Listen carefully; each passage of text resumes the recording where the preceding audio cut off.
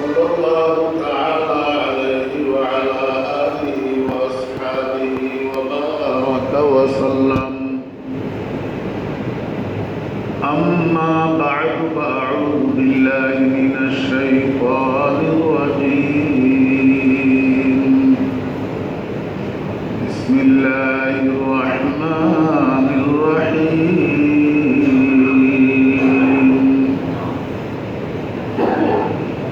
وأذن في الناس بالحج يأتوك رجالا وعلى كل ضامر يأتين من كل فج عميق.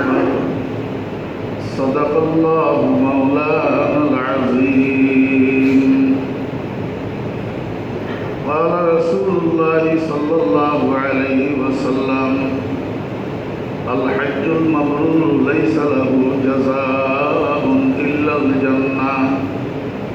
وقال النبي صلى الله عليه وسلم: عمرة في رمضان تعدل حجا مبرورا، أو كما قال النبي عليه الصلاة والسلام.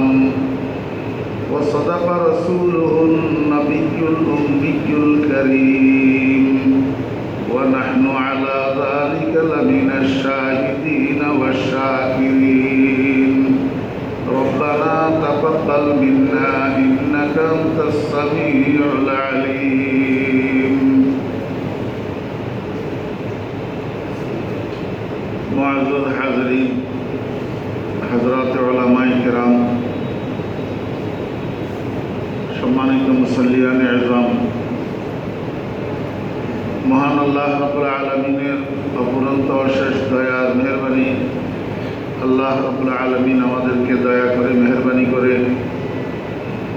দুনিয়ার সকল ঝামেলা থেকে মুক্ত করে পবিত্র জুমার দিনের আল্লাহ পাকের মহান হুকুম পবিত্র জুমার নামাজ আদায়ের উদ্দেশ্যে আল্লাহ পাকের ঘরে হাজির হওয়ার তৌফিক দিয়েছেন। এই জন্য সবাই মহান রব্বুল আলামিনের শুকর আদায় করি, আলহামদুলিল্লাহ। ইসলামের 5টা বেনা। 1 নম্বর বেনা হইল ঈমান। 1 নম্বর বেনা ঈমান,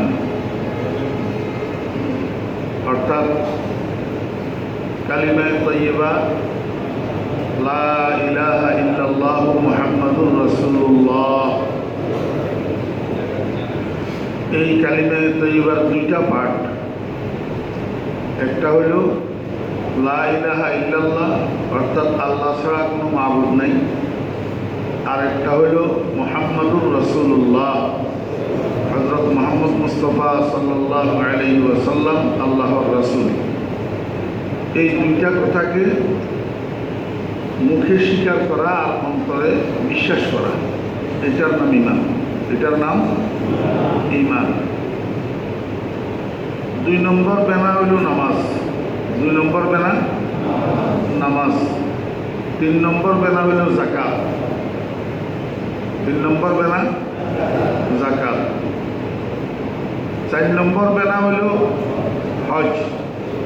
4 নম্বর বেনা হজ।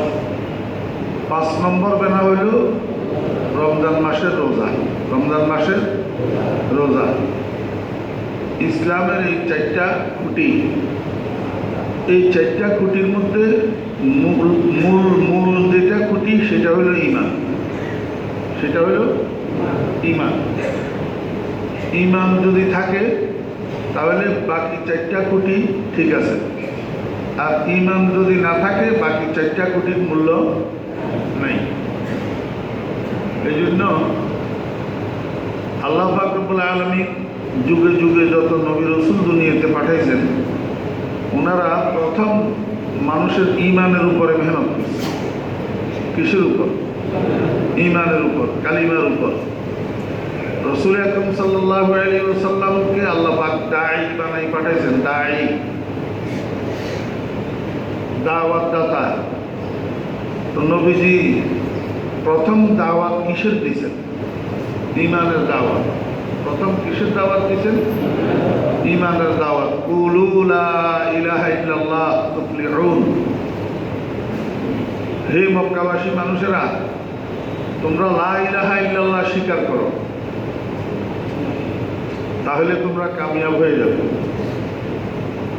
ঈমানের দাওয়াত। ঈমান যখন মজবুত হয়ে গেছে, ঈমানদার যখন তৈরি হয়ে গেছে, এবার আস্তে আস্তে একটা একটা আল্লাহ পাকের হুকুম রাসূল আকরাম সাল্লাল্লাহু আলাইহি ওয়াসাল্লাম মানুষকে জানানো শুরু করছেন এবং মানুষকে দিয়া মানানো শুরু করছেন। একটা একটা হুকুম আস্তে আস্তে মানুষকে জানানো শুরু করছেন, আর এই একটা একটা হুকুম মানুষকে দিয়া মানানো শুরু করছেন। দেখেন, ঈমানের পরে সর্বপ্রথম আল্লাহ পাকের হুকুম হইল 5 ওয়াক্ত নামাজ। প্রথম রাসূল আকরাম সাল্লাল্লাহু আলাইহি ওয়াসাল্লাম মানুষকে নামাজ সম্পর্কে জানাইছেন যে তোমরা যারা ঈমান আনছো, তোমাদের উপরে আল্লাহ পাকের মহান এক হুকুম, সেটা হইল 5 ওয়াক্ত নামাজ। এখন এই নামাজের পদ্ধতি কি, নামাজ কিভাবে পড়তে হবে, কোথায় কি পড়তে হবে, দাঁড়ানো অবস্থায় কি পড়তে হবে, রুকু অবস্থায় কি পড়তে হবে, সিজদা অবস্থায় কি পড়তে হবে, বসা অবস্থায় কি পড়তে হবে, নামাজ কি দিয়া শুরু করতে হবে, কি দিয়া শেষ করতে হবে, এই কমপ্লিট ফর্মুলাটা রাসূল আকরাম সাল্লাল্লাহু আলাইহি ওয়াসাল্লাম জিবরাইল আলাইহিস সালামের থেকে শিখছেন। জিবরাইল আলাইহিস সালাম থেকে শিখছেন। জিবরাইল আলাইহিস সালাম রাসূল আকরাম সাল্লাল্লাহু আলাইহি ওয়াসাল্লামকে রীতিমতো প্র্যাকটিক্যাল নামাজ পড়েই দেখাইছেন যে হে আল্লাহর রাসূল, এইভাবে নামাজ পড়তে হয়। রাসূলুল্লাহ সাল্লাল্লাহু আলাইহি ওয়াসাল্লাম জিবরাইলের থেকে নামাজ দেখি, শিখি, তারপরে সাহাবীদেরকে শিখেছেন। সাহাবীরা শিখছেন কিভাবে? ওই রাসূল আকরাম সাল্লাল্লাহু আলাইহি ওয়াসাল্লাম যে নামাজ পড়ছেন সেটা দেখি দেখি এবার সাহাবীরা কি করছেন, নামাজ শিখছেন। হুজুর পাক সাল্লাল্লাহু আলাইহি ওয়াসাল্লাম ইন্তেকাল পর্যন্ত নিজে 5 ওয়াক্ত নামাজের ইমামতি করছেন। 5 ওয়াক্ত নামাজের কি করছেন? ইমামতি করছেন। শুধু 17 ওয়াক্ত নামাজ নবীজি অসুস্থ অবস্থায় ইমামতি করতে অপারগ ছিলেন, এই জন্য হযরত আবু বকর সিদ্দিক রাদিয়াল্লাহু আনহু 17 ওয়াক্ত নামাজের ইমামতি করছেন রাসূল আকরাম সাল্লাল্লাহু আলাইহি ওয়াসাল্লামের জীবদ্দশায়। নবীজি দুনিয়া থেকে যাওয়ার পর 2 বছর, যদি আমার খেয়ালে ভুল না হয় সম্ভবত 4 মাস, 2 বছর 4 মাস বা একটু বেশি বা কম, হযরত আবু বকর সিদ্দিক রাদিয়াল্লাহু আনহু ইসলামী স্টেটের প্রধান ছিলেন, খলিফা ছিলেন। এই সময়টা আবু বকর সিদ্দিক রাদিয়াল্লাহু আনহু নিজে ইমামতি করছেন। আবু বকর সিদ্দিক রাদিয়াল্লাহু আনহুর ইন্তেকালের পরে হযরত ওমর ফারুক রাদিয়াল্লাহু আনহু 10 বছর 2 মাস মতো, যদি আমার খেয়ালে ভুল না হয় বা কিছু বেশ সামান্য সামথিং বেশি অথবা কম, খলিফাতুল মুসলিমিন ছিলেন, ইসলামী স্টেটের প্রেসিডেন্ট ছিলেন, অর্ধ দুনিয়ার শাসক ছিলেন হযরত ওমর ফারুক রাদিয়াল্লাহু আনহু। এই উনার খেলাফতের জমানা পরিপূর্ণটা উনি নিজে ইমামতি করছেন। তাহলে বোঝা যায় মহল্লার মধ্যে, গোত্রের মধ্যে, জনপদের মধ্যে যিনি সর্বশ্রেষ্ঠ ব্যক্তি, উনার কাজ হলো ইমামতি করা। উনার কাজ হলো কি করা? ইমামতি করা। আর এই জন্যই আল্লাহ সুবহানাহু ওয়া তাআলা রাসূল আকরাম সাল্লাল্লাহু আলাইহি ওয়াসাল্লামকে মেরাজে নেওয়ার সময় মক্কা শরীফ থেকে ডাইরেক্ট উপরের দিকে না উঠাইয়া নবীজিকে নিয়ে গেছেন জেরুজালেমের মসজিদে আকসায়, বাইতুল মুকাদ্দাস মসজিদে। সেখানে নিয়ে 1.25 লক্ষ নবী রসুলকে আল্লাহ পাক আগের থেকে সেখানে সমাবেত করে রেখেছেন। সমস্ত নবী রসুলেরা কাতারবন্দি হইয়া বাইতুল মুকাদ্দাস মসজিদে দণ্ডায়মান ছিলেন। এমত অবস্থায় জিবরাইল নবীজিকে নিয়ে বাইতুল মুকাদ্দাসে ঢুকছেন। পেশ মুসল্লাটা খালি ছিল, রাসূল আকরাম সাল্লাল্লাহু আলাইহি ওয়াসাল্লাম পেশ মুসল্লায় যাইয়া দাঁড়াইছেন। সমস্ত নবী রসুলকে মুক্তাদি বানাইয়া নবীজি 2 রাকাত নামাজের ইমামতি করছেন। 1.25 লক্ষ নবী রসুল রাসূল আকরাম সাল্লাল্লাহু আলাইহি ওয়াসাল্লামের মুক্তাদি ছিলেন। এই কাজটা আল্লাহ পাক কেন করলেন? যে মুহাম্মদুর রাসূলুল্লাহ সাল্লাল্লাহু আলাইহি ওয়াসাল্লাম আগমন অনুসারে তো সর্বশেষ, কিন্তু মর্যাদার দিক থেকে সর্বশ্রেষ্ঠ। এই কথা বোঝানোর জন্য আল্লাহ পাক নবীজিকে ১৬ লক্ষ নবী রাসূলের ইমাম বানাইছেন, যে ইমামতির পদটাই হলো সর্বশ্রেষ্ঠ পদ, ইমামতির আসনটাই হলো সর্বশ্রেষ্ঠ আসন। এই জন্য হুজুর পাক সাল্লাল্লাহু আলাইহি ওয়াসাল্লামকে আল্লাহ পাক ইমামুল আম্বিয়া, ইমামুল মুরসালিন বানাইছেন। সমস্ত নবী রাসূলদের উপরে আমাদের নবীজির মর্যাদা বেশি, এটা বোঝানোর জন্য। তো রাসূল আকরাম সাল্লাল্লাহু আলাইহি ওয়াসাল্লাম উম্মতকে অর্থাৎ সাহাবীদেরকে নামাজ শিখিয়েছেন এবং সাহাবীদেরকে বলছেন সাল্লু কামা রাআইতুমুনি উসাল্লি, তোমরা আমাকে যেভাবে নামাজ পড়তে দেখো সেভাবে নামাজ পড়ো। নামাজ শিখার জিনিস, যদি শিখা না লাগতো তাহলে রাসূল আকরাম সাল্লাল্লাহু আলাইহি ওয়াসাল্লামকে আল্লাহ পাক জিবরাইলকে পাঠাইয়া নামাজ শিক্ষা দিতেন না, আর নবীজিও জিবরাইলের থেকে নামাজ শিখতেন না, এবং সাহাবায়ে কেরাম নবীজির থেকে নামাজ শিখতেন না। নামাজ শিখার জিনিস। নামাজ যখন সব দিক থেকে সুলকলায় পরিপূর্ণ হয় তখনই নামাজের যে সুফল সেটা মানুষ পায়। এখন আমরা তো নামাজের সুফল পাই না, আমরা একদিকে নামাজও পড়ি, আরেকদিকে সারাক্ষণ সকাল থেকে সন্ধ্যা পর্যন্ত শুধু মিথ্যা কথা বলি। এমন এক যুগ আসছে, এমন এক সময় আসছে, কি আলেম ওলামা, কি নেককার, কি দিনদার, কি হাজি সাহেব, কি গাজী সাহেব, কি সুই সাহেব, আল্লাহ মাফ করুক, সকাল থেকে সন্ধ্যা পর্যন্ত শুধু মিথ্যা কথা বলে। অনায়াসে মনে হয় যেন মিথ্যা কথা কোনো দোষের কিছু না, মিথ্যা কথা কোনো পাপ না, মিথ্যা কথা কোনো গুনাহ না, এমন মনে করে বর্তমান যুগের মুসলমানেরা। সকাল থেকে সন্ধ্যা পর্যন্ত হীন থেকে হীন স্বার্থে, ক্ষুদ্র থেকে ক্ষুদ্র স্বার্থে, নিজেকে উপরে উঠানোর জন্য, নিজেকে বিজয়ী করার জন্য মিথ্যা কথা। নামাজ কলমাও পড়ে, দিনদার মানুষ, নামাজি মানুষ, কিন্তু কথায় কথায় মিথ্যা কথা। মিথ্যা কথা বলা কবিরা গুনাহ না? মিথ্যা কথা বলা হারাম না? একটা মিথ্যা কথা আর 100টা গুনাহ করার জন্য বাধ্য করে। আমি বুঝাইতে পারিনি। একটা মিথ্যা কথায় 100টা গুনাহ করার জন্য মানুষকে কি করে? বাধ্য করে। একটা মিথ্যা কথা ঢাকার জন্য আরো 100টা মিথ্যা কথা বলা লাগে। আমি আপনাদেরকে আগে বলছি, এখন সময় নষ্ট করতে চাই না। 3 জায়গায় মিথ্যা কথা বলা যায় আছে। কয় জায়গায়? 3 জায়গায়। আর নতুবা মিথ্যা কথা বলা হারাম, মিথ্যা কথা বলা কবিরা গুনাহ। আর কবিরা গুনাহ যে ব্যক্তি ইচ্ছাকৃতভাবে নিয়মিত করে সেই লোকটা ফাসিক। যে ব্যক্তি, মনোযোগ আছে আপনাদের? আপনারা আছেন তো সবাই? না, হ্যাঁ, মনে হয় নাই। মসজিদ ভর্তি মানুষ, কিন্তু মনে হইতেছে মসজিদে মানুষ নেই। আল্লাহর রহমতে আপনারা আছেন তো সবাই?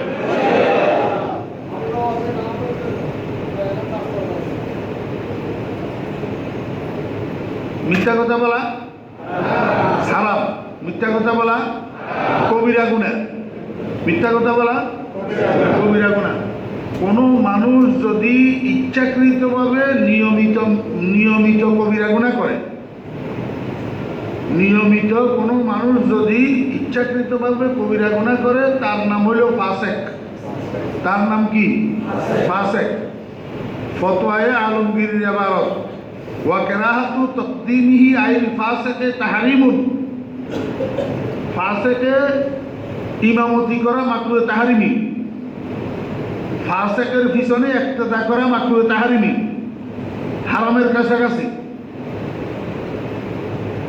এই জন্য মনে কষ্ট নেবেন না, যারা দাড়ি কামায় অথবা দাড়ি ছাটে এরকম মানুষ ফাসিক।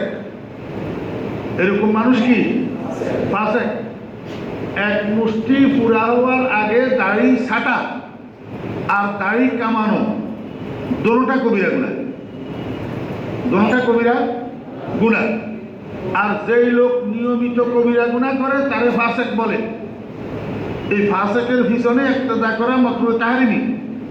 এই জন্য দাড়ি কামাইন না ইমাম, দাড়ি ছাটাইন না ইমাম, দোনোজনের পিছনে ইক্তেদা মাকরুহ তাহরিম। আমি উদাহরণের জন্য বলছি, এইটা বলা উদ্দেশ্য না। উদ্দেশ্য হইল মিথ্যা কথা বলা যে কবিরা গুনাহ, এটা আপনাদেরকে বোঝানো। যে সমস্ত নামাজি ভাইরা আছেন, নিয়মিত 5 ওয়াক্ত নামাজ পড়েন, আমি আপনাদেরকে অনুরোধ করব, আপনি একটা দোকান দিলেন, দোকানের মধ্যে একটা ক্যাশ বাক্স আছে না? ক্যাশ বাক্স, মাল বিক্রি করি করি গ্রাহকের থেকে টাকা নিয়ে রাখতেছেন কোথায়? ক্যাশ বাক্সের মধ্যে রাখতেছেন। তো ওই ক্যাশ বাক্সের নিচে যদি ফুটা থাকে, তাহলে ক্যাশ বাক্সের মধ্যে আপনি যে টাকাগুলো রাখতেছেন এগুলো থাকবে না নিচে পড়ে যাবে? তো নিচে পড়ে গেলে অন্যরা, স্বভাব খারাপ মানুষ, চোর চাপটা যারা আছে, এরা আপনার টাকা এগুলো রাখবে না নিয়ে যাবে। তো ঠিক তদ্রুপ আপনার একদিক থেকে আপনি টাকা উপর থেকে রাখলেন, আরেক দিক থেকে নিচে দিয়ে চড়ে নিয়ে যেতেছে ক্যাশ বাক্স যদি ফুটা হয়। একদিকে নামাজ পড়তেছেন, ওই আমল নামার মধ্যে সওয়াব রাখতেছেন, ওই আমল নামার তলা তো ফুটা করে দিতেছে মিথ্যা কথায়, সবগুলো এখান দিয়ে চলে যেতেছে। তো কিয়ামতের ময়দানে যখন আমল নামা আপনার সামনে পেশ করা হবে, আপনি দেখবেন আপনার জীবনের মধ্যে একটা সেজদাও নাই, 1 ওয়াক্ত নামাজও নেই। কিরে, আমার নামাজ কোথায় গেল? আমার তাহাজ্জুদ কোথায় গেল? আমার ইশরাক কোথায় গেল? আমার চাষ কোথায় গেল? আমার আওয়াবিন কোথায় গেল? আমার এত নামাজ, এত সেজদা, এত রুকু কোথায় গেল? আল্লাহু আকবার। আল্লাহ পাক রব্বুল আলামিন বলবেন, তুই তো বান্দা একদিকে নামাজও পড়ছ, আরেকদিকে কবিরা গুনাহও করছ। এখন এই কবিরা গুনাহের কারণে তোর আমল নামাজে ফুটা হয়েছে, সব এই ফুটা দিয়ে চলে গেছে। কথা বুঝছেন না বুঝেন না? দুই জিনিসের সমন্বিত নাম ইবাদত। দুই জিনিসের সমন্বিত নাম কি? ইবাদত। একটা হলো করণীয়গুলা করা, আর একটা হলো বর্জনীয়গুলা ছাড়া। করণীয়গুলা করা আর বর্জনীয়গুলা কি? ছাড়া। ইবাদত করা, গুনাহ ছাড়া। ইবাদত করা, গুনাহ ছাড়া। এবার আমি আপনাদেরকে শরীয়তের একটা বিধান বলি। দুই জিনিসের সমন্বিত নাম ইবাদত। দুই জিনিসের সমন্বিত নাম ইবাদত। আল্লাহর হুকুমগুলা পালন করা, আল্লাহর নিষেধগুলা পরিহার করা। এবার এই দুইটা জিনিসের মধ্যে কোনটা উত্তম? আমার থেকে শোনেন। আরবি শরীয়তের ভাষায় একটাকে বলা হয় জলবে মানফাআত, আরেকটাকে বলা হয় দফে দরর। একটাকে বলা হয় জলবে মানফাআত, আরেকটাকে বলা হয় দফে দরর। আপনি একদিকে শরীরে ভিটামিন খাইতেছেন, ভিটামিন, আরেকদিকে কুফৈত্য খাইতেছেন। একদিকে আমার এখানে একটু এই কিছুদিন আগে একটু দেখা দিছে, অ্যালার্জি। এখন এটা ওষুধ খেলে ভালো হয়। ওই আবার কোনো জায়গায় দাওয়াতে সাবাতে যাইয়া যদি গরুর গোশত 2 টুকরা খাই, আবার যেই সেই হইয়া যায়, আবার ওষুধ খাওয়া লাগে। তো এমনি তো গরুর গোশত সাধারণত খাই না। 2-10 দিন, 20 দিন, 15 দিন, 1 মাস পরে কোথাও দাওয়াতে সাবাতে বসলে তো গরুর গোশত তো একটু লোভনীয় জিনিস, এটার প্রতি অনেকের একটু দুর্বলতা থাকে। আমার আছে গরুর গোশত, আমি এই জন্য বলি যে গরুর গোশত আমার সামনে দিস না, দিলে আমি না খাইয়া থাকতে পারি না। তো 2 টুকরা খাইলে এবার অ্যালার্জিতে আবার যেই সেই হইয়া যায়। ঠিক তদ্রুপ আল্লাহ পাকের হুকুম পালন করা, ভিটামিন খাওয়া, অ্যালার্জির ঔষধ খাওয়া, আর গুনাহ করা, আবার ওই গরুর গোশত খাওয়া। আবার কি করা? সেফা শুটকি খাওয়া, হ্যাঁ, ইলিশের আচার, কি মজা! এই গুনাহ এরকম মজা। বেয়াদবি মাফ করবেন, স্ত্রী মিলনের থেকে জেনাতে মজা বেশি। তো স্ত্রী মিলনের থেকে আপনার বৈধ স্ত্রীর সাথে মিলন করার চেয়ে বেবিচারে মজা বেশি। যত ক্ষতিকর জিনিস আছে এগুলোর মধ্যে সৌন্দর্যও বেশি, মজাও বেশি, ক্ষতিকর জিনিস। এই জন্য ইবাদতের চেয়ে গুনার ভিতরে মজা বেশি। এই জন্য মানুষ ইবাদত যতটুকু করতে চায় না, তার চেয়ে ডবল করতে চায় গুনাহ। একটা হলো জলবে মানফাআত, আপনি লাভবান হওয়ার চেষ্টা করা, আর একটা হলো দফে জরব, ক্ষতির থেকে বাঁচার চেষ্টা করা। এই দুইটার মধ্যে কোনটা উত্তম? ক্ষতির থেকে বাঁচার চেষ্টা করা উত্তম। ক্ষতির থেকে বাঁচার চেষ্টা করা কি উত্তম? লাভবান হওয়ার চেষ্টা করার থেকে লসের থেকে বাঁচার চেষ্টা করা কি উত্তম? ভাই, আজকে আমার 1000 টাকা লাভ হয়েছে, খুব ভালো কথা, 1000 টাকা লাভ হয়েছে। কিন্তু যদি 1000 টাকা লস হয়, তাহলে এটা আমার পুঁজির থেকে কমলো, পুঁজির থেকে কমলো। অতএব লাভ 2 টাকা কম হোক, কিন্তু পুঁজির থেকে 2 টাকা না কমুক। কথা বুঝেন নাই?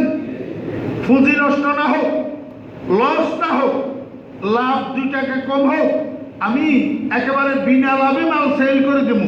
কিন্তু মাল এটা যদি আজকে বিক্রি না হয়, আগামীকাল পর্যন্ত থাকে, ধরেন সবজি, কাঁচা মাল, এটা আগামীকাল পর্যন্ত থাকলে এটা শুকাইয়া যাবে, পচে যাবে, এটা কাস্টমারের অরিজিনাল মূল্য দিয়েও নিবে না। এই জন্য মাল যদি বেশি থাকি যায়, এটাকে কিনা দামে হইলেও সে ছাড়ি দেওয়া ভালো, কারণ আগামীকাল পর্যন্ত থাকলে আমার লস আছে। এরপরেও বুঝাইতে পারি নাই। এই জন্য লাভের চিন্তা করার থেকে লসের থেকে বাঁচার চিন্তা করা উত্তম। এই জন্য ইবাদতের চেয়ে গুনাহ থেকে বাঁচা উত্তম। গুনাহ থেকে বাঁচা কি উত্তম? এই জন্য আমি অনুরোধ করব, আমার মুসল্লি ভাইয়েরা যারা আছেন, যারা অন্তত নামাজ কলমা 5 ওয়াক্ত পড়েন, এই নামাজ কলমার সুলাভ যদি পাইতে চান, সুফল যদি পাইতে চান, মিথ্যা কথা পরিহার করেন। মিথ্যা বলার অভ্যাস ছাড়েন। মিথ্যা বলা কিছু কিছু মানুষের অভ্যাস হয়ে যায়, মিথ্যা বলতে বলতে অনায়াসে মিথ্যা কথা কর, বেদরকারে মিথ্যা কথা কর। আরে গলায় চুরি এসতেছে, তখন না মানুষ মিথ্যা কথা বলে। মান সম্মান নষ্ট হবে না, ভয় আছে, তখন না মানুষ মিথ্যা কথা বলে। এই হাঁটায় চলায়, উঠায় বসায়, বন্ধু বান্ধব একজনের সাথে একজনে মস্কারি করে করে মিথ্যা কথা, কবিরা গুনাহ না?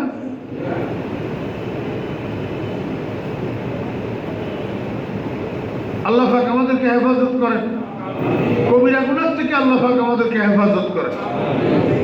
এই কবিরা গুনাহ থেকে বাঁচতে হইলে শয়তানের পাহারাদারি করতে হবে, শয়তান যেন আমার কাছে আসতে না পারে। মানুষকে কবিরা গুনাহ করে কে? দুইজনে, খালি শয়তান নয়, দুইজনে কবিরা গুনাহ করে। একজন হলো প্রকাশ্য শত্রু, আরেকজন গোপন শত্রু। একজন প্রকাশ্য শত্রু, আরেকজন গোপন শত্রু। এই যে কয়েক জুমা আগে না বয়ান করলাম, এখন ভুলে গেছেন। প্রকাশ্য শত্রুর নাম শয়তান, ইন্নাহু লাকুম আদুউম মুবিন, প্রকাশ্য শত্রু। আর গোপন শত্রুর নাম হইল ওয়ামা উবাররিউ নাফসি ইন্নান নাফসা লাআম্মারাতুন বিসু। আল্লাহু আকবার। গোপন শত্রুর নাম হইল নফস। গোপন শত্রুর নাম কি? নফস। নফসের মধ্যে 3 প্রকারের নফস আছে। এই মানুষের গোপন শত্রুটার নাম হইল নফসে আম্মারা। নফসে আম্মারা।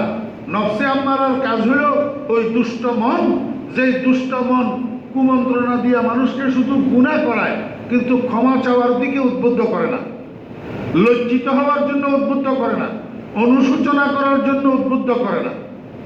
আর একটা নফস আছে নফসে লাওয়ামা, এটাও খারাপ নফস, খারাপ মন, কিন্তু এটা মানুষকে উদ্বুদ্ধ করে গুনাহ করায়। আবার কিছুক্ষণ পরে গুনাহ শেষ হইলে এবার মানুষের অনুশোচনা করায়, অনুশোচনা করায়, মানুষকে তওবা করার জন্য উদ্বুদ্ধ করে, মাগফিরাতের জন্য উদ্বুদ্ধ করে। এই জন্য আল্লাহর কিছু কিছু বান্দা আছে যারা নফসের ধোঁকায় গুনাহ করে কিন্তু পরক্ষণে আবার লজ্জিত হয়, আল্লাহর কাছে শর্মিন্দা হয়, অনুশোচনা করে, হাই কি করলাম, মাওলাই করিম তুমি আমারে মাফ করে দাও, তুমি আমাকে কি করে দাও, মাফ করে দাও। আয় আল্লাহ আমি তওবা করলাম, জীবনে আর এই গুনাহ করবো না, তুমি আমাকে মাফ করে দাও। আল্লাহ পাক রব্বুল আলামিন কয় বান্দা এইরকম 1000 বার তওবা ভঙ্গ করি আবার যদি তুই গুনাহ করস 1001 বারের সময় আবার যদি মাফ চাস আমি মাফ করে দেব। আমি কি করে দেব? ই দরগাহে মা দরগাহে না উম্মীদে নিস, ই দরগাহে মা দরগাহে না উম্মীদে নিস, সদবার গর তওবা শিকস্তি বাজ বাজ আল্লাহ পাক রব্বুল আলামিন প্রতিনিয়ত মানুষের ডাকি ডাকি কয় বান্দা তোমার সাথে নফস আছে, তোমার সাথে শয়তান আছে, তোমার জন্য গুনাহ করা স্বাভাবিক, গুনাহ করা অস্বাভাবিক কিছু না। তুমি তো শয়তানের ধোঁকায় নফসের ধোঁকায় গুনাহ করবা, কিন্তু গুনাহ নিয়ে বসে দেখবা না। গুনাহ যখন হইয়া যায় সাথে সাথে লজ্জিত হইয়া আমার কাছে মাপ চাও, তওবা করো। এইরকম 1000 বার আমার সাথে তুমি প্রতিজ্ঞা করিয়া সেই প্রতিজ্ঞা ভঙ্গ করি আবার 1001 বারের সময় আবার যদি গুনাহ করো তো তারপরেও তুমি নৈরাশ হইও না, আবার আমার কাছে ক্ষমা চাও। 5 ওয়াক্ত নামাজের পরে 2 খানা হাত আমার দরবারে উঠাইয়া বলো রব্বিগফিরলি যুনুবি আস্তাগফিরুকা ওয়া আতুবু ইলাইকা ইয়া রব্বি। আল্লাহ পাক বলেন এরপরেও আমি মাফ করে দেব, এরপরেও আমি কি করে দেবো, মাফ করে দেবো। কিন্তু আমরা তো শুধু গুনাহ করতে জানি, মাপ চাইতে জানি। আমাকে বলেন ইবাদতের মধ্যে একটা ইবাদত আছে, এটার নাম হলো দোয়া। এটা জানেননি আপনারা? একটা ইবাদতের নাম কি? দোয়া। দোয়া দোয়া ইবাদত না? দোয়া এটা কি? শুধু ইবাদত না, সমস্ত ইবাদতের মগজ হইল দোয়া। সমস্ত ইবাদতের মগজ কি? দোয়া। আপনি নামাজ পড়ছেন, নামাজ আল্লাহর দরবারে কবুল হইল কি হইল না আপনি জানেন? তা আপনি নামাজের পরে বলেন না ইয়া আল্লাহ আমি আমার সাধ্য মতো নামাজ পড়ছি, আমার নামাজ তোমার দরবারে পরিপূর্ণ নাও হইতে পারে, তোমার চাহিদা মতো নাও হইতে পারে। ইয়া আল্লাহ আমি আমার সাধ্য মতো নামাজ পড়ছি, তুমি দয়া করে আমার নামাজটা কবুল করে নাও, আমার নামাজটা কি করো, কবুল করো। তো এতক্ষণ পর্যন্ত নামাজ পড়ছেন যে ত্রুটি বিচ্যুতির কারণে নামাজ যদি কবুল নাও হয় ওই দোয়ার কারণে নামাজ কি হবে? ই কবুলে জিকরে তু ওয়াজ রাহমাতাস, ই কবুলে জিকরে তু ওয়াজ রাহমাতাস, চো নামাজে মুস্তাহাজার সোতাস। তো দোয়া একটা ইবাদত না? দোয়া একটা কি ইবাদত? শুনেন, এই যে মানুষ আল্লাহর দরবারে গুনাহ মাপ চায়, আরবিতে বলুক আর বাংলাতে বলুক, হ্যাঁ আস্তাগফিরুকা, আয় আল্লাহ আমি ক্ষমা চাই, এটা আরবি। এটা কি আরবি? ও আতুবু ইলাইক, আয় আল্লাহ আমি তোমার দিকে ফিরে আসতেছি, তওবা করতেছি, এটা আরবি। যদি আপনি আরবি না পারেন, বাংলাতে বলেন না আয় আল্লাহ আমি গুনাহগার, খাতাওয়ার, শর্মেসার, আয় আল্লাহ আমি লজ্জিত দুঃখিত, তোমার হুকুম না মানিয়ে আমি গুনায় লিপ্ত হয়েছি, ইয়া আল্লাহ আমি অঙ্গীকার করলাম আর জীবনে এই গুনাহ করবো না, দয়া করে তুমি আমাকে মাফ করে দাও। ইয়া আল্লাহ তুমি যদি মাফ না করো, দুনিয়াতে মায় মারলে বাপের কাছে যায়, বাপে মারলে মার কাছে যায়, একজনে মারলে আরেকজনে ছাড়ায়, আরেকজনে মারলে আরেক ভাইয়ে ছাড়ায়, তুমি যদি মারো আমাকে ছাড়ানোর মতো তো আর কেউ নাই। বজুদ রহমত পানা হে নিস্তে আরো, বজুদ রহমত পানা হে নিস্তে আরো, বজুদ গুফরা সাহারা নিস্তে আরো। আয় আল্লাহ তোমার দরবার ছাড়া তো আর কোনো যাওয়ার জায়গা নাই। লা হাওলা ওয়ালা কুওয়াতা ইল্লা বিল্লাহ, লা মালজা ওয়ালা মানজা মিনকা ইল্লা ইলাইক। আয় আল্লাহ তোমার কাছে থেকে ভাগিয়া অন্য কোনো জায়গায় যে পলায়ন করব, অন্য কোনো জায়গায় যে আশ্রয় নেব সেরকম জায়গাও তো নাই। যদিও আমি গুনাহগার হই, আমি স্বীকার করলাম মাওলা তুমি ছাড়া ক্ষমা করনেওয়ালা আর কেউ নাই, দয়া করে মেহরবানি করে আমাকে ক্ষমা করে দাও। এই কথাটা বাংলায় বলতে পারবেন না? এটা বাংলায় বললে আল্লাহ বুঝবে না? সমস্ত ভাষার সৃষ্টিকর্তাকে আল্লাহ সমস্ত ভাষা বুঝে কি বুঝে না? আল্লাহু আকবার। আমার ভাইয়েরা, সাহাব বাংলায় এই দোয়াটা করবেন। আমি আপনাদেরকে বুঝাইতে চেয়েছিলাম, এই যে আল্লাহর দরবারে ক্ষমা চাইলেন, ইস্তেগফার করলেন, এটাও একটা দোয়া। এটাও একটা নামাজ পড়ি যেরকম বললেন, আয় আল্লাহ আমার নামাজটা তুমি কবুল করো, এটা একটা দোয়া। গুনাহ করার পরে যে বললেন, আয় আল্লাহ আমার গুনাহগুলো তুমি মাফ করো, এটাও একটা দোয়া। এটা একটা কি? আল্লাহ পাক রব্বুল আলামিন বান্দা উদউনি আস্তাজিব লাকুম, বান্দা তুমি আমার কাছে দোয়া করো, আমি তোমার দোয়া কবুল করব। আমি তোমার দোয়া কবুল করব। আমরা তো আল্লাহ পাক রব্বুল আলামিনের কাছে চাই না দোস্ত ভাইরা, আমরা দুনিয়ার মানুষের মুখাপেক্ষি হই, দুনিয়ার মানুষের মহতাজ হই, আল্লাহ পাকের কাছে চাই না। আল্লাহর বান্দারা দুনিয়াতে এমন এমন বান্দা আছে, ছোট্ট থেকে ছোট্ট প্রয়োজন, বড় থেকে বড় জরুরত, সব আল্লাহ পাকের কাছ থেকে চাইয়া চাইয়া লয়। ও দোস্ত বাবারা, বিপদে পড়ছেন, মুসিবতে পড়ছেন, রোগে আক্রান্ত হয়েছেন, ঋণগ্রস্ত হয়েছেন, পারিবারিকভাবে ঝামেলায় পড়ছেন, আর কিচ্ছুর দরকার নাই। রাত্রে 4টার সময়, 3:30টার সময় ঘুম থেকে উঠেন, 4 রাকাত তাহাজ্জুদের নামাজ পড়ি, আল্লাহর দরবারে একটা সিজদা দেন, 4 রাকাত তাহাজ্জুদের নামাজ পড়ি, এবার আলাদা একটা সিজদা দেন। এই সিজদার ভিতরে আল্লাহ পাকের দরবারে কাঁদেন, আয় আল্লাহ আমি বিপদগ্রস্ত, তুমি ছাড়া বাঁচানেওয়ালা কেউ নেই। আয় আল্লাহ শত্রু আমার উপরে জুলুম করতেছে, তুমি ছাড়া বাঁচানেওয়ালা কেউ নেই। আয় আল্লাহ আমি তো অভাবে পড়ে গেলাম, ঋণগ্রস্ত হয়ে গেলাম, তুমি ছাড়া আমার ঋণ শোধ করনেওয়ালা কেউ নেই। আয় আল্লাহ আমি রোগে আক্রান্ত হয়ে গেলাম, তুমি ছাড়া সেবা দেনেওয়ালা কেউ নাই। সিজদায় পড়ি আল্লাহর দরবারে কাঁদেন। আমার ভাইরা, দুস্থ হবা, আল্লাহ পাক রব্বুল আলামিনকে বান্দা তোর চাইতে দেরি, আমার তোকে দিতে দেরি হবে না, কারণ তোর চোখের থেকে আমার ভয়ে 1 ফোঁটা চোখের পানি যে বাইর হবে, ওই 1 ফোঁটা চোখের পানির ওজন আমার কাছে উহুদ পাহাড়ের চেয়েও বেশি। আল্লাহর হাবিব জনাব রাসূলুল্লাহ সাল্লাল্লাহু আলাইহি ওয়াসাল্লাম ইরশাদ করেন, উম্মত আল্লাহর ভয়ে যদি তোমার চোখের থেকে মাছির মাথার পরিমাণ 1টা ফোঁটা চোখের পানির যদি বাইর হয়, আমি রাসূল ঘোষণা দিলাম তোমার এই চোখের জন্য আল্লাহ পাক জাহান্নামের আগুনকে হারাম করে দিবে, জাহান্নামের আগুন হারাম হয়ে যাবে। মাছির একটা মাছির মাথার সম পরিমাণ একটা চোখের পানির ফোঁটা যদি আল্লাহর ভয়ে কারো চোখের থেকে বাইরে হয়, আল্লাহর হাবিব বলেন জাহান্নামের আগুন ওই চোখের জন্য হারাম হয়ে যাবে। আমার ভাইরা, সাহাবা, চোখের জন্য যদি জাহান্নামের আগুন হারাম হয়, তো চোখ তো মানুষের অবিচ্ছেদ্য অঙ্গ, চোখের জন্য জাহান্নাম যদি হারাম হয়, তো গোটা শরীরের জন্য জাহান্নামের আগুন হারাম হয়ে যাবে। দোস্ত, আমরা আল্লাহর কাছে না চাইয়া দুনিয়ার মানুষের কাছে কেন চাই? আল্লাহু আকবার। উদউনি আস্তাজিব লাকুম ইন্নাল্লাযীনা ইস্তাকবিরুনা আন ইবাদাতি সায়াদখুলুনা জাহান্নামা দাখিরিন। আল্লাহ পাক বলেন, যে সমস্ত মানুষ অহংকার বশত, তাকাব্বুরি বশত, গর্ব কইরা আমার থেকে বিমুখ হইয়া থাকে, প্রেরক হইয়া থাকে, আমার ইবাদতের থেকে বিমুখ হইয়া থাকে।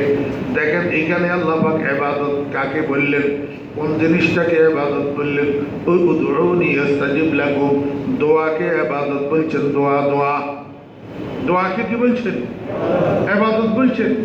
দোয়াটাই একটা ইবাদত, দোয়াটাই একটা কি ইবাদত। আমরা তো দোয়া করি না।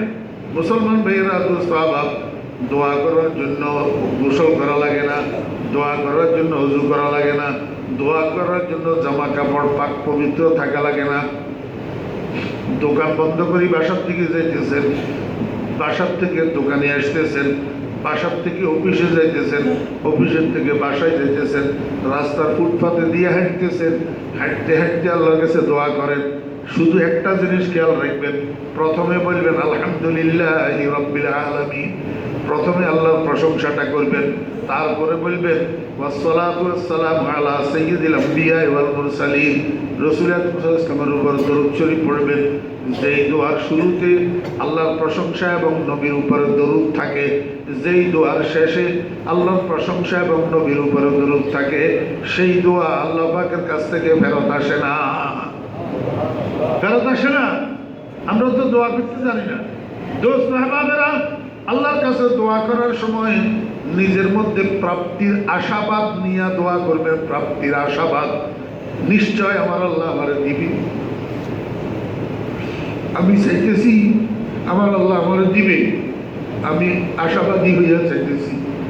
খবরদার, অমনোযোগীর দোয়া আল্লাহ পাক কবুল করে না। قال رسول الله صلى الله عليه وسلم إن الله لا يقبل عن قلب لاهٍ। অমনোযোগী দোয়া আল্লাহ পাকে কবুল করে না। বেপরোয়া অন্তরের দোয়া আল্লাহ পাক কবুল করে না। নিজেকে মহতাজ বানাইয়া, নিজেকে ভিক্ষুক বানাইয়া, কি বানাইয়া, নিজেকে কি বানাইয়া। মাঝখানে একটা কথা মনে আইছে, এই কথাটা একটু বলি। এখন বাংলাদেশের কোনো আলেম বলতেছেন যে কওমি মাদ্রাসাওয়ালারা নাকি ভিক্ষুক। কওমি মাদ্রাসাওয়ালারা নাকি কি ভিক্ষুক। আপনারা ফেসবুক ব্যবহার করেন কিনা, আপনারা পাইছেন কিনা আমি তো জানি না। কওমি মাদ্রাসাওয়ালারা নাকি ভিক্ষা করে। কওমি মাদ্রাসার আলেমেরা নাকি ভিক্ষাবৃত্তির ফসল। আমি আপনাদেরকে জিজ্ঞেস করি, ভিক্ষা কাকে বলে? ভিক্ষাটা বলে কাকে? আচ্ছা, উদাহরণস্বরূপ আপনি ঢাকা শহরের একজন ব্যবসায়ী, অথবা ঢাকা শহরের আপনি একজন বড় নেতা, যে কোনো দলের, তা আপনার গ্রামে একটা মসজিদ হইতেছে। একটা কি হইতেছে? মসজিদ হইতেছে।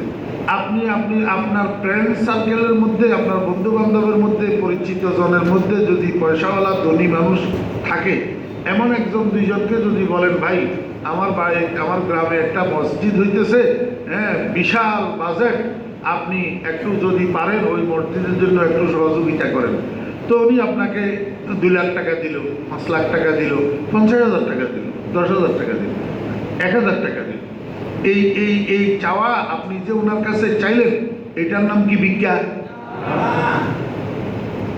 কয় না। এই চাওয়াটার নাম ভিক্ষা? যদি এই চাওয়াটার নাম ভিক্ষা হয়, তাহলে আপনারা কি আমাকে একটু বলবেন, রাসূল আকরাম সাল্লাল্লাহু আলাইহি ওয়াসাল্লাম, এটা প্রসিদ্ধ হাদিস, গজওয়ায়ে তবুকের জন্য হুজুর পাক সাল্লাল্লাহু আলাইহি ওয়াসাল্লাম সাহাবীদের কাছে চাঁদা চাইছিলেন না? আপনারা জানেন না যে হযরত ওমর রাদিয়াল্লাহু আনহু বস্তায় করে কিছু মাল লইয়া আসছে, রাসূল আকরাম সাল্লাল্লাহু আলাইহি ওয়াসাল্লামের সামনে রাখছে। রাসূল আকরাম সাল্লাল্লাহু আলাইহি ওয়াসাল্লাম জিজ্ঞেস করলেন, ওমর, ঘরের জন্য কি রাখি এসছো? আল্লাহর দ্বীনের জন্য কি নিয়ে আসছো? হযরত ওমর বললেন, ইয়া রাসূলুল্লাহ, আমার ঘরের সমস্ত মালগুলাকে আমি একত্রিত করে 2টা ভাগ করছি। এক ভাগ ঘরের জন্য রাখি এসছি, আর এক ভাগ আল্লাহর দ্বীনের জন্য নিয়ে আসছি।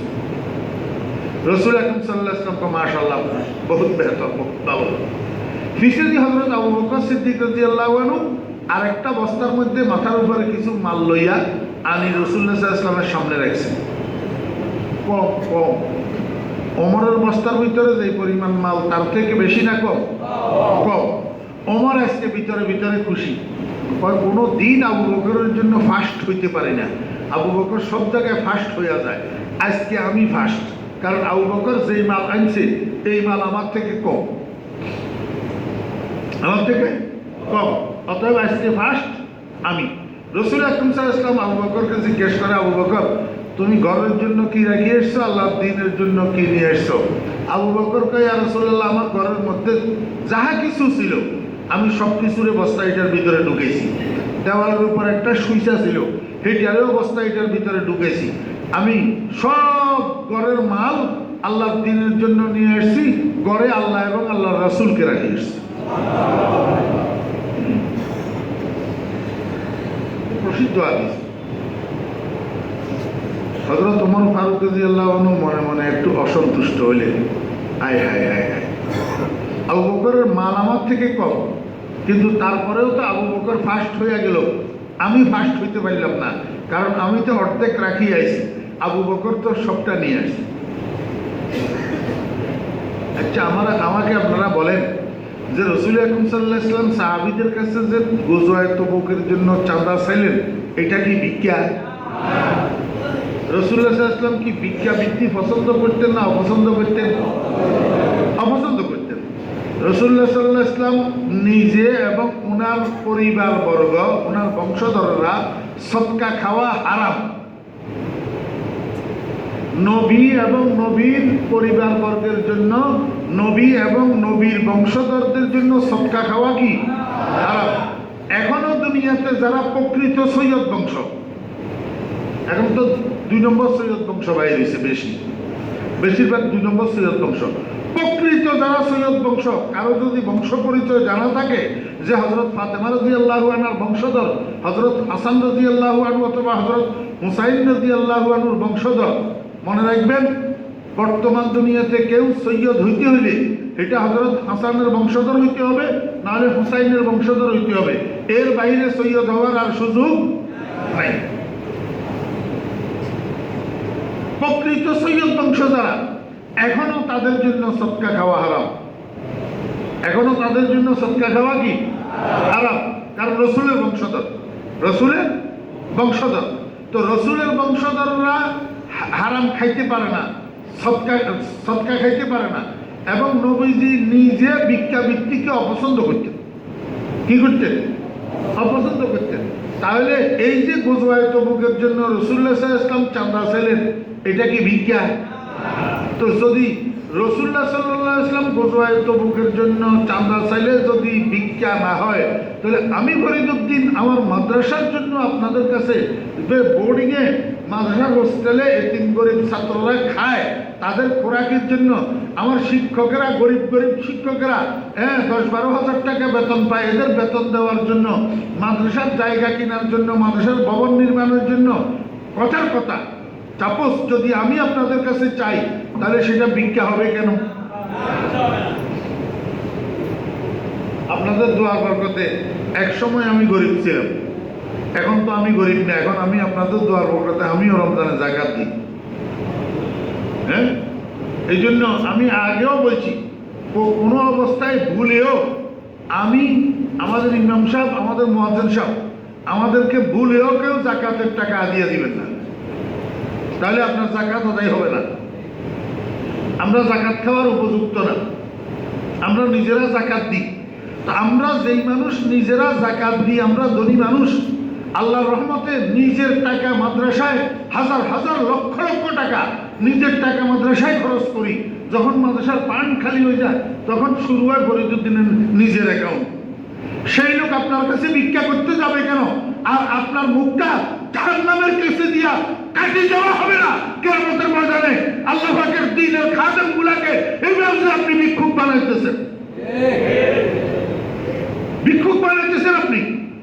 আল্লাহর দ্বীনের খেদমত করতেছে যারা, লক্ষ লক্ষ উলামায়ে কেরাম তৈরি করতেছে, মুহাদ্দিস বানাইতেছে, মুফতি বানাইতেছে, ইমাম বানাইতেছে, খতিব বানাইতেছে, মুবাল্লিগ বানাইতেছে যারা, তাদেরকে আপনি ভিক্ষুক বানাইতেছেন। জিহ্বা কাঁপে না কথা বলার জন্য। আরেকটা উদাহরণ দিই। রাসূল আকরাম সাল্লাল্লাহু আলাইহি ওয়াসাল্লাম যখন মক্কা শরীফ থেকে হিজরত করে মদিনা শরীফ আসলেন, তো নবীজির সাথে কিছু সাহাবী ছিলেন গরিব, দরিদ্র সাহাবী। ওনারা মক্কা শরীফেও গরিব ছিলেন। মক্কা শরীফে যা টুটাপাটা ছিল সেগুলো তো রাখি চলে গেছেন মদিনা শরীফ যাওয়ার পরে, ওনাদের কাছে আর কিছু নাই। এই মানুষগুলোর জন্য রাসূল আকরাম সাল্লাল্লাহু আলাইহি ওয়াসাল্লাম মসজিদে নববীর ভিতরে একটা চবুতরা বানাইছে, যেটাকে সুফা বলে। সুফা এটা আপনারা দেখছেন নবীজির রওজা আকদসের পাশে প্রায় লাগানো একটা জায়গা। মসজিদ নববীর সমতল বিডি থেকে 1 হাতের মতো, 100 হাতের মতো উঁচু একটা মসজিদ নববীর সুফা।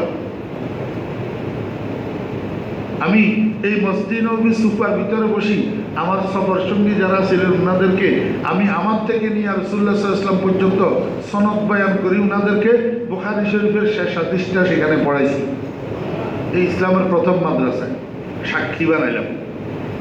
যেখানে বসি রাসূল আকরাম সাল্লাল্লাহু আলাইহি ওয়াসাল্লাম জুমরাতু সাআলিকিল মুহাজিরিন দরিদ্র মুহাজির সাহাবীদেরকে দিন শিক্ষা দিতেন। এই ইসলামের দ্বিতীয় মাদ্রাসা, প্রথম মাদ্রাসা হলো মাদ্রাসা দারুল আরকাম মক্কা শরীফের, দ্বিতীয় মাদ্রাসা মসজিদে নববীর সুফা। এখানে 70 জনের মতো সাহাবী দিন রাত এখানে থাকতেন। তারপরে রাসূল আকরাম সাল্লাল্লাহু আলাইহি ওয়াসাল্লাম থেকে ইলম শিখতেন। নবীজি মসজিদে নববীর মধ্যে দৈনিক 2 বার ওনাদের জন্য খানা চান্দা করতেন, একবার গাদা আর একবার আশা। গাদার চান্দা করতেন ফজরের পরে, আর আশার চান্দা এই চান্দা করতেন আসরের পরে। আজকে সুপার ছাত্রদেরকে খাওয়ানোর জন্য কে কে তৈয়ার আছো? তো সাহাবীদের মধ্যে 2 গ্রুপ হইতেন। এক গ্রুপে বলতেন, ইয়া রাসূলুল্লাহ, আমার বাড়ি দূরে, ওই আওয়ালিল মদিনা, এখান থেকে 3-3.5 মাইল দূরে, আমার সাথে 10 জন 20 জন দিয়া দেন, আমি খাওয়াই ওনাদেরকে পাঠাই দিব। তো রাসূলুল্লাহ সাল্লাল্লাহু আলাইহি ওয়াসাল্লাম ওনাদের সাথে এরকম 10-20 জন 25 জন 30 জন পাঠাই দিতেন। আর বাকি যেগুলো 20-30 জন 40 জন 45 জন যারা থাকতো, ওনাদের জন্য অন্য সাহাবীরা কিছু কিছু খাবার নবীজির কাছে পাঠিয়ে দিতেন। তো নবীজি যারা বাকি থাকতো, ওনাদের মধ্যে এটা বন্টন করে দিতেন। একটা হলো জাগির সিস্টেম, আর একটা হলো বোর্ডিং সিস্টেম। এই দৈনিক 2 বার হুজুর পাক সাল্লাল্লাহু আলাইহি ওয়াসাল্লাম জুমরাতুস সালিকিল মুহাজিরিন আসহাবে সুফার জন্য খানা চান্দা করতেন মসজিদ নববীর ভিতরে। এটাকে কি আপনি ভিক্ষা বলবেন? মানুষের বিবেক কোথায়? মানুষের কাজে পৃথিবীর শ্রেষ্ঠ আদালত বলে, মানুষের বিবেক বলে। মানুষের বিবেক কোথায়?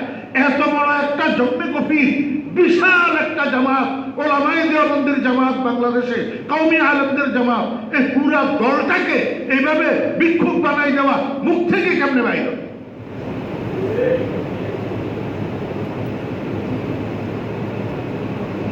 সময়ও গেছে গা, কোন দিক থেকে কোন দিকে গেলাম। প্রথম যে কথাটা শুরু করছিলাম সেটা শুরু করছিলাম হজ নিয়া, তারপরে কাটি গেলাম গা মিথ্যা কথার দিকে। এখন যতটুকু হয়েছে আমি আপনাদেরকে একটা অনুরোধ করি, যারা 5 ওয়াক্ত নামাজ কলমা পড়েন, মিথ্যা কথা ছাড়ি দিব ইনশাআল্লাহ। কে কে কে কে প্রস্তুত হাত করেন?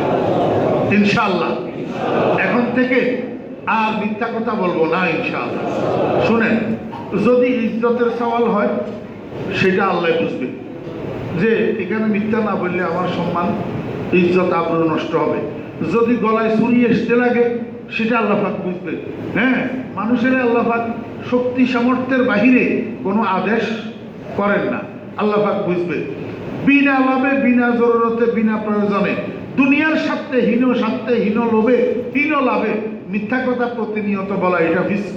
যে করে তাকে ফাসেক বলে। আল্লাহ পাক এই কবিরা গুনাহ থেকে আমাদেরকে হেফাজত করে। সুন্নাত পড়ে।